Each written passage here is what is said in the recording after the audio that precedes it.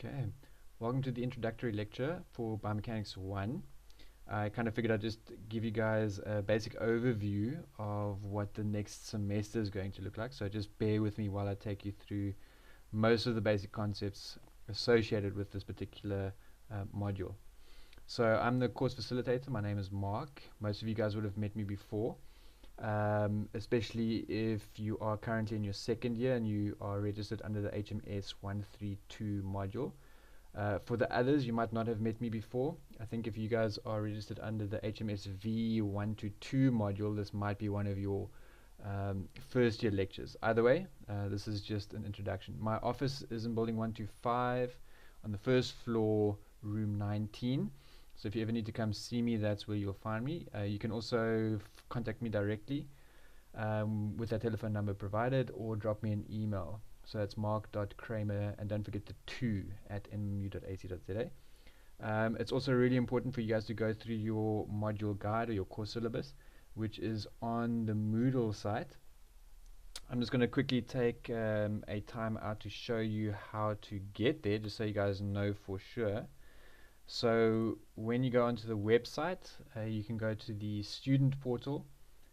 Once you are logged in, you'll find the courses that you are registered for.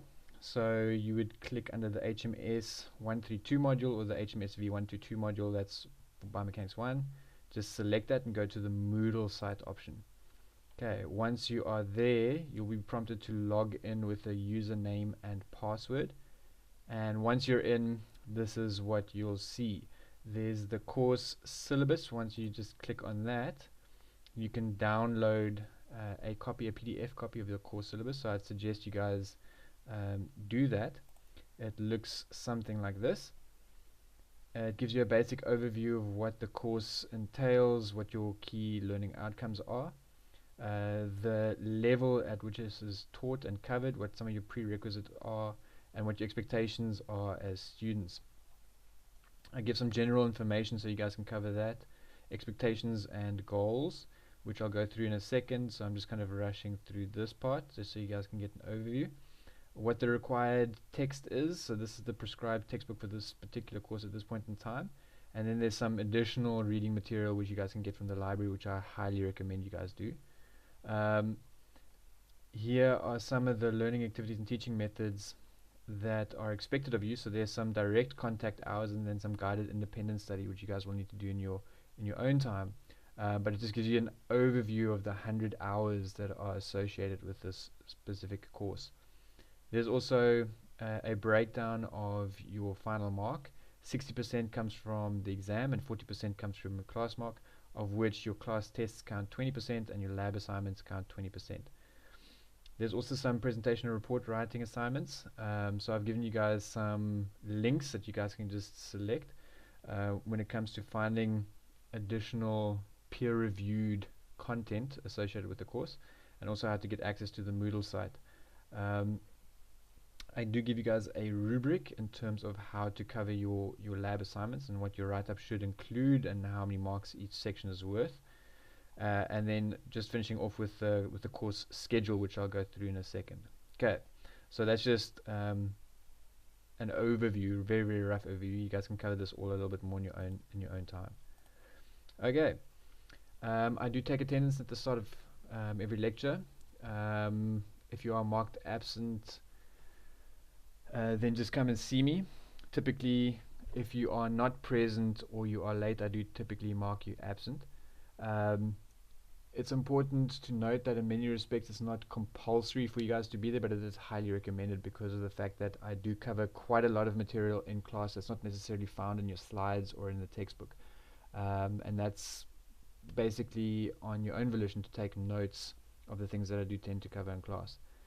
Please also check your marks when they are released for various assignments or tests or labs, as you typically have 3 days to query it.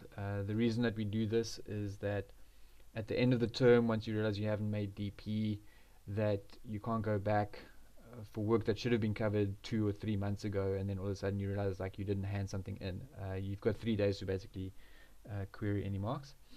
And if you do have to miss a lecture for any reason or a lab assignment for any reason, please submit a medical or other certificate promptly before or after the test. After the test or assignment. So in essence, if you're excused for sport, that doesn't mean that you're exempted from submitting an assignment. It just means that you get an extension. Okay, so don't make that mistake. Work is always due, and it counts quite a lot of marks towards your DP. Your lectures are on 2 days. I know presently, I think on the portal it'll show you only have one lecture on a Tuesday, but that's incorrect. You have 2 lectures, one on a Monday at 11:45, and then one on a Tuesday at 7:45 in the morning. There are also SI sessions available, or supplementary instruction. Days and times are to be confirmed, which I will do in the first week of your lectures. These specific classes are for additional course content. So if you struggle with any work, or there's stuff that you don't understand, or you haven't done maths or physics or anything like that in quite a long time, then these specific sessions are scheduled to help you guys with that. It's not just at a beginner's level. So even if you understand the work really, really well, this is just an opportunity for you guys to practice and ask questions outside of lecture times. So in essence, what is biomechanics? Since this is you guys' first introduction into the module, I kind of figured I'd just give you a brief overview of what the kind of core concepts are around biomechanics. So in many ways, it depends on what your background is. In South Africa, quite interestingly, there's no degree that you can follow in biomechanics, so it's only covered in specific modules. Some biomechanists come from an engineering background, or a mathematics background, or a physics background, and some come from a movement background. So in many respects, the content that you guys will be covering at a first year level is around movement analysis.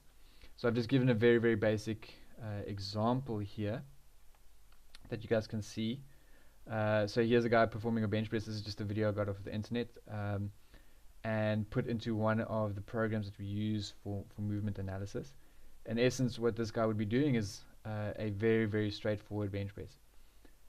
Over here I track the speed of movement, and what you can see here is that there's a specific sticking point, and what we do with this kind of software is to find out where that sticking point is, and then we use mechanics, or our understanding of mechanics, to find out how to improve this particular person's performance.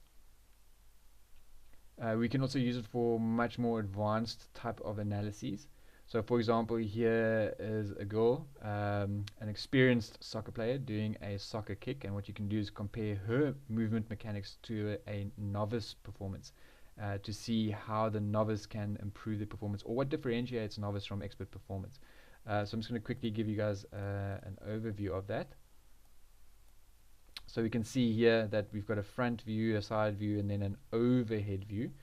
We can assess and analyze, let me just pause that for a sec, assess and analyze various markers, various segments, and various joints to find out what's happening at any particular point in time. Over here we've got some very specific information. So this is the speed or the velocity of the right toe, for example. And what we want to try and see here, for example, is does the foot at the moment of impact correlate with the maximum velocity. In essence, we're trying to kick this ball as fast as possible, and what allows us to do that at any particular point in time. What's the acceleration of the foot at any specific point in time, and how can we modify that? To get a little bit more advanced, we use more sophisticated equipment. This is an example of a sprint analysis using the Vicon system. So this is 3D motion analysis. You can see I'm panning around. This individual, I can go above, below, behind, from the side, and analyze it in as much or as little detail as I want. So in essence, what we do is we put markers on an individual. It gets reconstructed in a virtual environment, which we can then assess. So at the bottom of the screen here, we can see the athlete with the 3-dimensional overlay. Here you can see what the raw footage tends to look like. I can then go in and get more specific information. So for example, if I'm interested to see what the knee joint angle is at any specific instant in time during the analysis, I can do that. I can compare that to elite standards and kind of find out, what is the athletic ability of this particular individual. Does it conform to what we expect to see from a advanced athlete, or are there aspects of this person's performance that we can improve? So for example, here, if he's in a set position and he's about to generate as much power to accelerate his center of mass as rapidly as possible, what can a person do to improve his performance? Is he coming out of the blocks too soon? How much force does he generate in the blocks? How much force does he generate over the first few steps? So on and so forth. So we have the ability to assess that in quite a lot of depth. But again, it's all movement based, right? So in essence, human movement entails quite advanced studies of the musculoskeletal system, which is comprised of muscles, bones, and the neural system. So you have to have quite an advanced knowledge in order to improve someone's performance regarding the anatomical system. So over the next sort of 2 years, 2 or 3 years, you guys will be going into quite a lot of depth around what kinds of muscles do you have in your body, where do they originate and insert, what are their functions, what's their vascular supply, what's the neural supply, what's the role of the skeletal system, and what's the role of the neural system, and how do all of these work together in order to enhance movement or to maybe even prevent injury, right? So we are also interested, like, as you saw there from the videos, the magnitude, duration, and timing of, for example, active external forces. And therefore, that's where biomechanics really comes in. We try to study those forces and how they act within living organisms and what their effects are on the size, shape, structure, and movement of that particular organism. And look, it can be a human, it can be an object, it can be an animal. It doesn't really matter. We'll be able to use the principles and apply them to various settings. So as a biomechanist, we often want to solve real-world problems, and in order to do that, we need to know the anatomy, the applied anatomy, mechanical principles, physics, and at the end of the day, we'll need some kind of mathematics in order to really tie it all together and really get a fundamental understanding on what we can do to enhance the performance, or like I said, to minimize the risk of injury. So we build on a lot of the maths and physics that you guys learn at a high school level. At first or second year varsity, you guys get exposure to Biomechanics 1. Then in your, again, depends on which course you're doing, in your second or third year, you do Biomechanics 2. Then once you get to honors, you'll do an honors biomechanics program. And unfortunately, at this point in time, nowhere in South Africa do you get a degree in biomechanics, but that is an option for further studies once you are finished with your honors degree. You can go into something like a master's degree and really build on your biomechanical knowledge. So at this point in time, we do offer masters that entails quite a lot of biomechanical analysis, and I myself am doing a PhD in biomechanics and exercise physiology. So those options are all available. We apply to all kinds of situations. So here's a very simple example again of a sprint start. So here we do some video analysis and we try and find out how rapidly this particular athlete is moving out of the blocks. We look at joint angles, we look at center of masses, we look at speed, velocity, acceleration, force production, so on and so forth. And we try and use that to our advantage. We employ biomechanical principles to study how machines work. What's the difference between, for example, doing exercise on a machine and doing it free weight? What is the effect of different movement positions on various joint loads? So for example, in this kind of front squat, how much load would typically be experienced at the hip joint and how much would be experienced at the knee joint? How can we modify this exercise to make it more or less difficult? Same thing here. If we have an exercise that's traditionally thought of as fairly simple, how can I make it more difficult? How can I simplify it to minimize the load that a person is experiencing, right? Again, in some aspects, I'm trying to make it more difficult for an athlete to continuously stress their musculoskeletal systems. And in other instances, this person might be experiencing an injury, is going through rehabilitation, so I want to minimize their joint load. So how do I do that? How are machines modified in order to overcome some of our limitations of our joints? So something that you guys will see later on is that joints experience a particular, or at a particular point in the joint's range of motion, loads are maximized, which might limit our performance. Right? We hit the sticking point, which is something that I was trying to get to in that bench press example. How can we modify machines to overcome our anatomical limitations? So that's something that we look at a little bit as well. So when you approach this kind of a module, think about it in this way. even if you come from a background where you haven't done maths or you haven't done physics in quite a long time, you didn't do it in school at a high school level, but you might have done something in middle school. Biomechanics in many ways is like learning a new skill. So think about anything that you've learned recently, whether it's a new language or how to navigate, or whether you got introduced to some sport, or you learned how to cook, or learn some design elements, problem solvings, or overcoming, or learning about your own genetic potential. Um, is something that you guys need to take into consideration in terms of how much time you specifically spend on this module. So to kind of bring it home, I figured of looking at things a little bit differently. What if they changed the rules of various sports, right? So what if they changed the way cricket bat looks, or how many approaches you can use to solve a Rubik's Cube? Or what if they change the structure of your traditional hockey implement? What if they change the shape and size of a ball, or the size of a tennis racket? So from something that's really, really large to something that may be really, really small. Uh, what would you have to do in order to excel at that sport? So you might have been playing a sport for a certain number of years using the implements that are inherent to that sport. But all of a sudden someone comes along and says, okay, we're not gonna have a regular sized tennis racket, we're gonna make it really, really small. How would you have to practice differently in order to become as good as you were? And traditionally the answer there is that you would have to practice, right? You'd have to spend every single day or as many times a week as possible in order to relearn a skill that was natural to you. And in essence, that's how I want you guys to start approaching this biomechanics module. Right? You get a prescribed textbook. We try and use principles associated with maths and physics, and we want to try and understand movement patterns. And we use a book at a first year level in order to get a deeper understanding that we can start applying that kind of knowledge to sport, to performance, to injury prevention, or equipment design. Right. Part of what we study is movements associated with trajectories, with projectile motion, for example. Any type of throwing sports would encompass that kind of analysis. We look at sporting analysis. So what for example makes Usain Bolt as good as he is?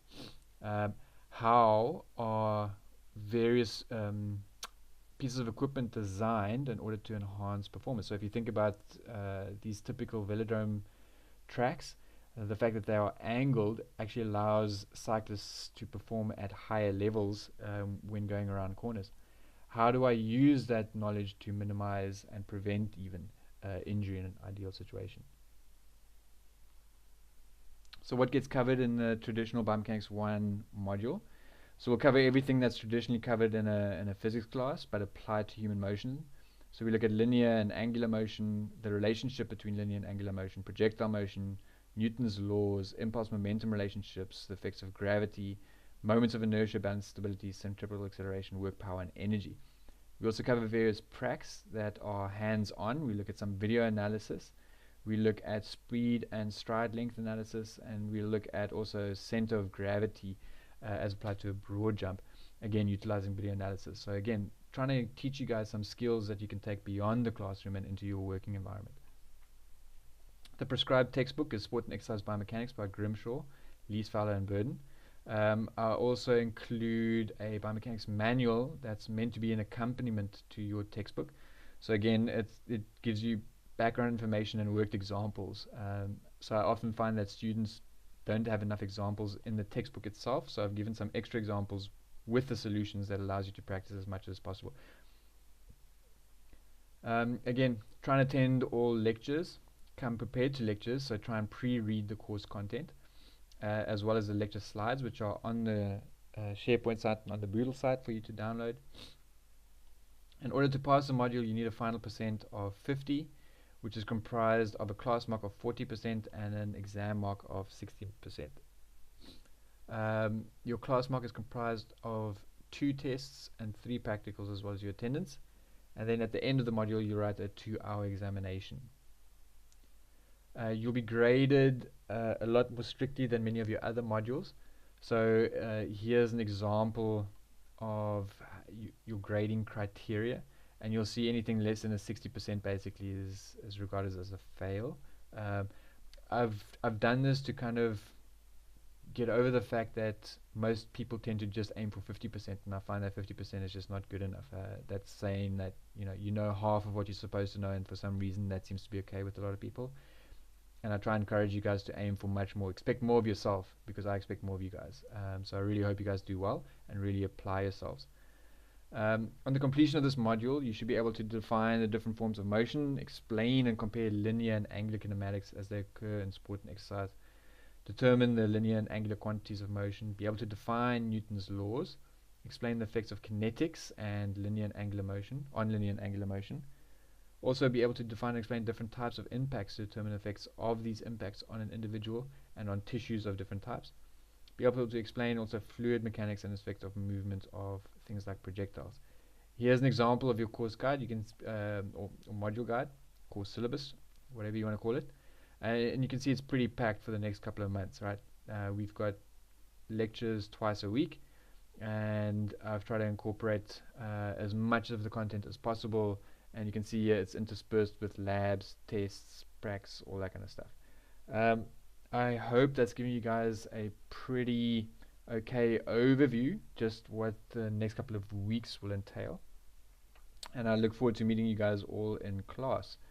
And that's pretty much it from my side for now. So see you guys soon.